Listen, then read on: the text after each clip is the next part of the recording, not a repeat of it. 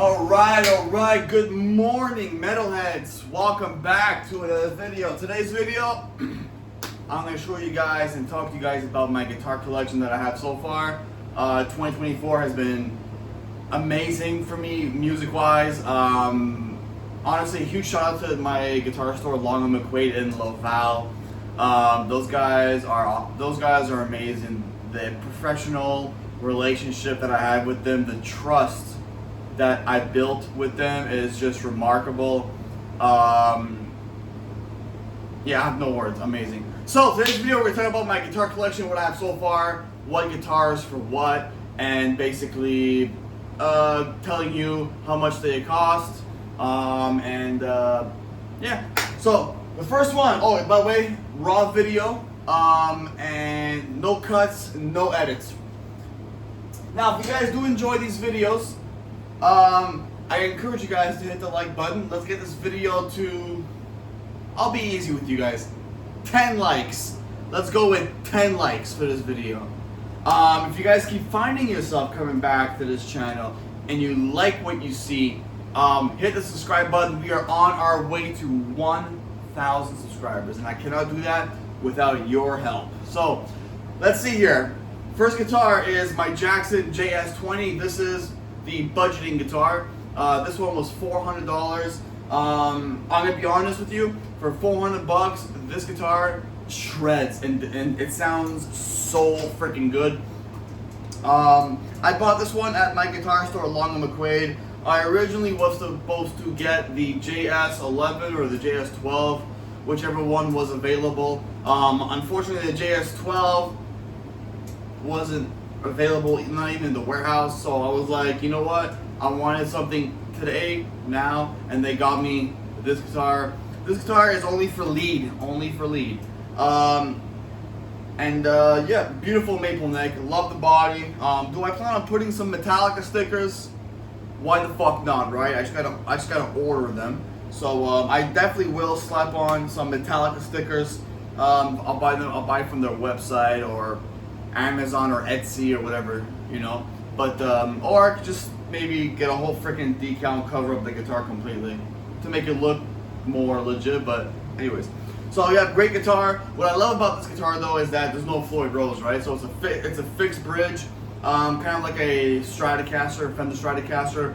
You do have this little wah bar right here, so you could bend, but I choose not to because I just choose to leave it as decoration. Awesome Jackson high output pickups. So yeah, this guitar, very good for lead and everything.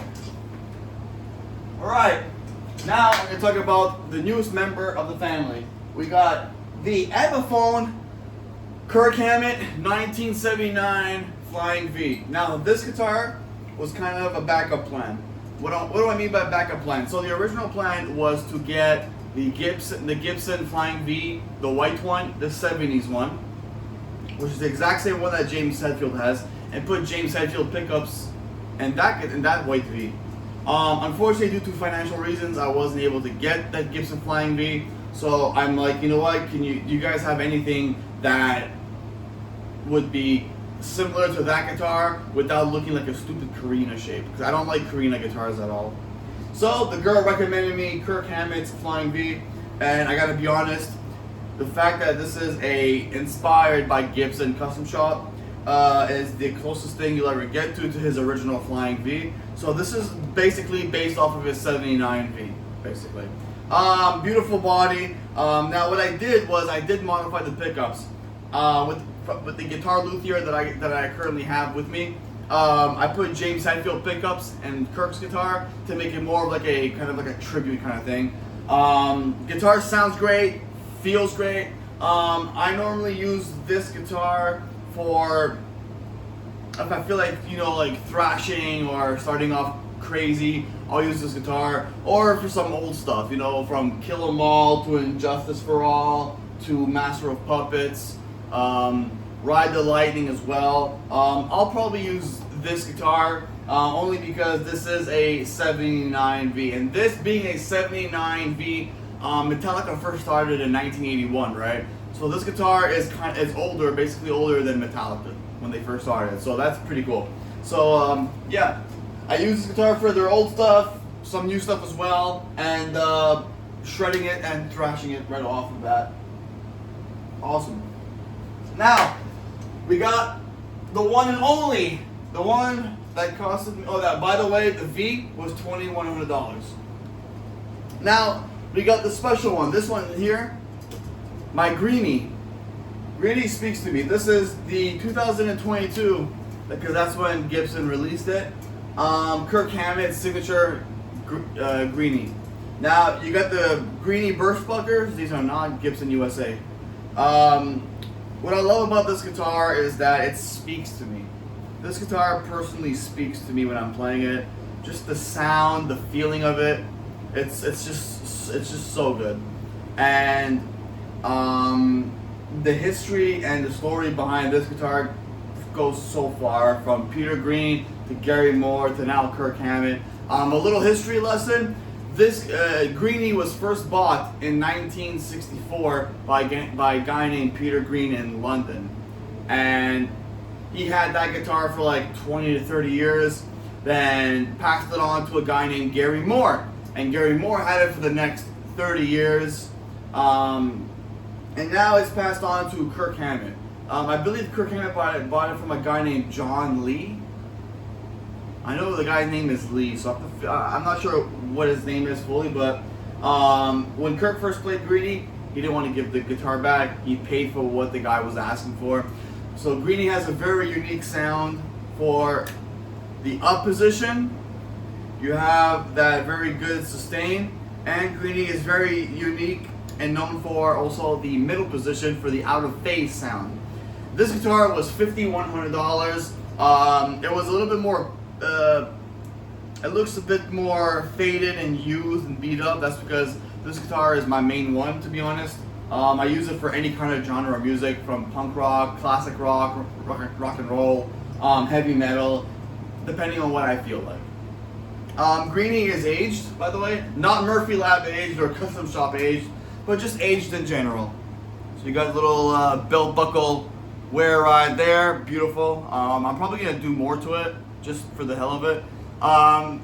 You got a little bit of aging on the neck. This one here was based, the belt buckle wear and tear is just normal wear and tear. But sometimes I do take a lighter and a razor blade, and I just like to chip off more. It's not a guitar that I'm ever gonna sell unless I can actually get the Kirk Hammett Greeny custom shop, which is $26,000, but highly doubt that. So this guitar is also a studio guitar as well. I record on this guitar. I come up with riffs, rhythms, leads, and other good stuff too. And yep, my first Gibson Les Paul that I ever bought. I think this was the first guitar that came in my collection, to be honest. So I have a very nice history with this guitar. Almost needs a setup, to be honest, because the frets and strings are a little bit messy. But anyway, so yeah, this guitar here has a great sound, great history, and $5,100. All right, next guitar, we got the awesome Epiphone Ebony. Now I don't know why they call these two guitars are basically the same kind of color. Same pick guard style, everything. So I don't know why they call it ebony. Just call it black. Anyways, when I bought this guitar, it was $800. Why did I buy an Epiphone Explorer instead of a Gibson Explorer? Very simple. This guitar was already modified.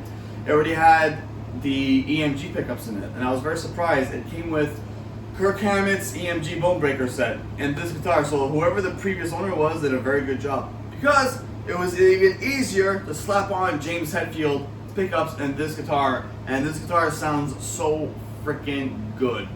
Got some Metallica stickers in there. You know, I like to have some kind of Metallica stickers on my guitars, you know, because let's be honest, Metallica is probably or the greatest heavy metal rock band of all time. But you also have Megadeth as well, which is a great band. So I'm a 99% Metallica guy. So this guitar here, I use it for kind of old stuff, to be honest. I don't really use it for the new stuff. It depends on how I feel with it. This guitar, I've had it for a couple of years now, to be honest. It's used, it's beaten, strings are dirty as fuck.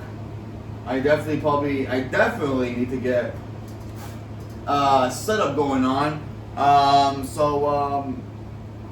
Yeah, I tried to do a little aging right there, and you guys can see a mark. But with an Epiphone, unfortunately, you cannot age an Epiphone. It's very hard to age an Epiphone, but I do what I can, and yeah. I will use this guitar sometimes for newer stuff, but it's mostly for like Kill 'Em All and Justice for All and Master of Puppets, those albums right there. So yeah, great guitar. This one here is basically a backup to the guitar that I'm about to show you guys. So in case that guitar goes to the repair shop, I got this one as a backup. And if one of the guitars go out of tune or something, I have a second backup. Plus this one right now, this guitar is tuned down for D, for Sad But True. I was practicing the song Sad But True. So this guitar is actually tuned down right now for that song. Alright, last but not least, I saved the dessert for last. The best for last. The best. The fucking best. Ladies and gentlemen, this is my third signature guitar. This is the ESP LTD James Hetfield Camo Snakebite Signature Series guitar. This guitar here, honestly, love it. Not too heavy at all. This is more for the newer stuff and for the old stuff. This guitar here, I use it for like going hard, heavy, and everything. And yeah, you got Kirk's. You got James's EMG active set. I'm stuttering. James Hetfield EMG signature pickup set. The black hardware, I love black hardware on the guitar. If the hardware is gold on the guitar, I will not take it. Even if the guitar looks good, the gold hardware on the guitar just looks like shit. I mean, let me know in the comments what you guys think about gold hardware on a guitar. I hate it. This guitar here is it kind of means something to me because, like, if ever Metallica calls a retirement after a certain amount of time, once they stop and I still have their guitars, I feel like this guitar is gonna be more unique and antique, but at the same time, it's like it's gonna add value to the guitar. So I paid this one. I paid $3,500 for this guitar. Now what I did modify this guitar by a little thing. So right in the back here was the original strap pin, but I didn't like the height of the guitar. The guitar was very kind of like high to me and it didn't feel right. So I put the strap. So my tech guys at the store, they put the strap pin in the front of the guitar. I feel way more comfortable and doable. This guitar off rip sounds great. You got James Hetfield's signature on the truss rod cover. You got the lock-in tuners. This camo, they call it I don't know how to pronounce it, so Kuiu. I don't know how you pronounce that.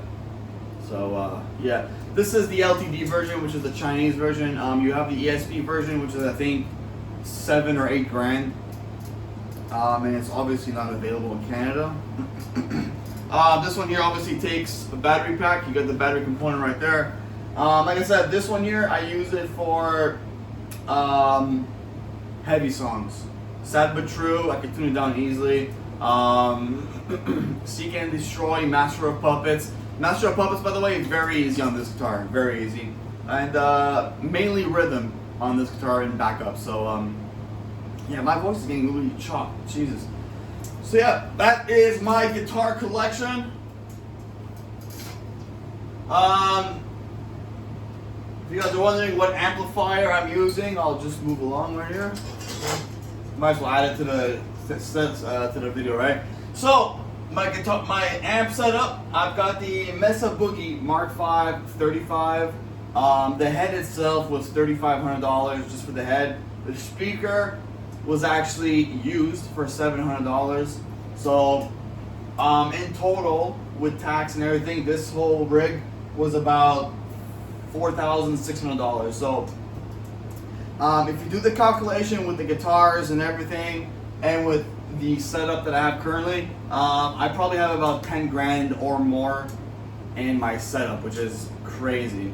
But I'm very happy for what I have, to be honest, and there will be no more guitars coming into the channel for now for the rest of the year, unless I do some rentals or whatever. I have a $6,500 debt with the guitar store, but it's building my credit at the same time. This is actually a good thing for me because I'm paying about $300 a month for just James' guitar and Kirk's guitar. Everything else, fully paid. I might do a video, I might do an unboxing or review of Kirk Hammett's new wah pedal, the purple sparkling one, because I do plan on buying it, but not right now though. Maybe a little bit of a review for Gibson, but not for now. The next big expensive guitar, if I am able to purchase one, is going to be in April 2025. I'm either debating on a Slash guitar or a gold top, because I want a 50s version. I want a 50s guitar, Gibson Les Paul standard. But I also want my favorite guitar, which is the Ice T-Burst as well. So if I don't get Slash's guitar, like the Vermilion Burst, November Burst, I don't want Jessica, that's for sure. Jessica's like $4,200. I definitely don't want that.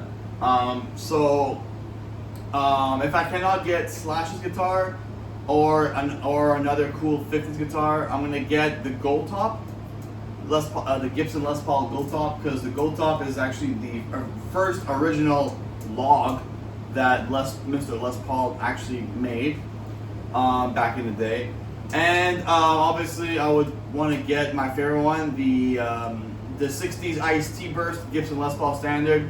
That one is my favorite, absolute favorite one of all time. And yep, I still have my Jackson in the store. I have to pay $218 to get released. I just don't have the money right now, so I'm going to keep it there until probably October. So I'll probably have like around 6 guitars in total, and then by next year I'll probably have, or whatever, 2 other guitars. So I think about 2 to 3 years from now, my rack will be full and my guitar collection will be complete. So yeah, I hope you guys enjoyed today's video. I know it's a long one, I know it's a raw one, but if you guys are still with me right now, I appreciate it a lot. Thank you guys so much for tuning in, for staying tuned in, and I will see you guys in the next video whenever and if ever I have any content. Please hit the like button and hit the subscribe button. I will see you guys very soon. Take care of yourself, take care of each other, have a great weekend, and never forget to rock out with these 2 guys.